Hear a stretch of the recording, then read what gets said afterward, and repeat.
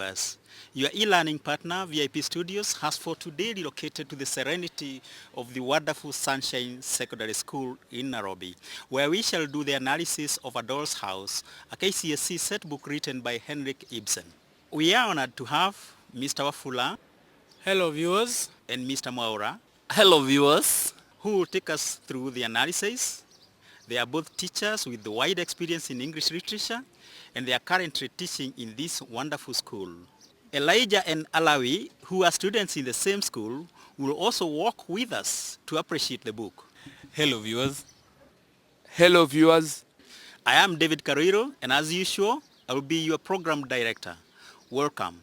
Mr. Wafula, kindly open the curtains. Okay, A Doll's House, a text written by Henrik Ibsen, is a relevant text as it addresses issues that are witnessed in the contemporary society. Remember, Henrik Ibsen is a prolific writer who also did An Enemy of the People that was also done in the 844 system.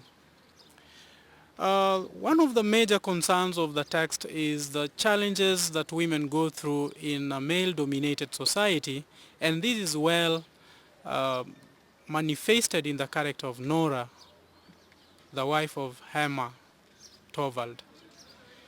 So we are going to enjoy or appreciate all these in our analysis that will be done scene after scene. Now, I will welcome Mr. Mwaura to take us through the summary of the first scene in Act 1 of A Doll's House. Thank you very much, Mr. Wafula. The text starts with Act 1, and it opens on a Christmas preparation, the episode 1. The play opens on the day before Christmas, that is Christmas Eve. And Nora returns home from shopping, although her husband is anticipating a promotion and a raise at work. He still chides her excessive spending, despite all that. In response, Nora flirts, pouts, and cajoles her husband, as a child might, and indeed Torvald addresses her as he might a child. He treats her and talks to her the way someone talks to a child. He hands her money, but only after having berating her spending. Their relationship parallels that of a daughter and father, and indeed is exactly like a relationship Nora had with her father, as we get to learn later in the text. Early in this act, the audience is aware that the relationship between the Helmers is based on dishonesty. When Nora denies that she has eaten macaroons, knowing that her husband has forbidden her to do so. The conversation is interrupted by the maid announcing two visitors, Dr. Rang, who is a friend of the Helmers, and Mrs. Christine Lind, a friend of Nora's, who has dropped in out of the blue after an absence of about 10 years.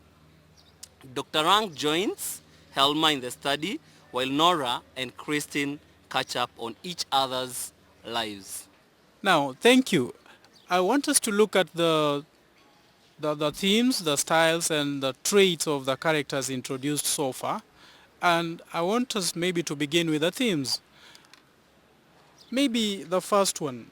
I would request Alawi to mention something about Nora on page 1. On the first page of the text, just as the story starts, we get to see that the house that Torvald, Helma, and Nora lived in was tastefully furnished. That means that Nora and Torvald lived comfortably and were well off. And Nora is seen giving a shilling to the porter, and he instructs the porter to keep the change. This indicates that Nora is a generous person. As she enters inside the house, she is found taking macarons from her pockets and eats one or two, and then she hums. This shows that, and if you go on, you find that Nora had been banned from taking the macarons. This indicates that Nora was finding joy in defying the husband. I would like to add that when you see that Nora is taking the macaroons, it seems that she's deceitful. The deceitful nature is that she's going against the wishes of her husband, who indeed had forbidden her from taking macarons since she was highly addicted to them. And through this, when she takes it without the consent of her husband, she is going against his wish, and this is creating dishonesty among the family members. Helma, on the other side, has been portrayed as a demeaning chauvinist. He refers to his wife, Torvald, the way a father treats his child. He calls her using pet names such as my little squirrel, my skylark. And he goes on adding that taking the issue of taking a date and being a spendthrift is a womanly nature. And thus it's a normal behavior for all humans.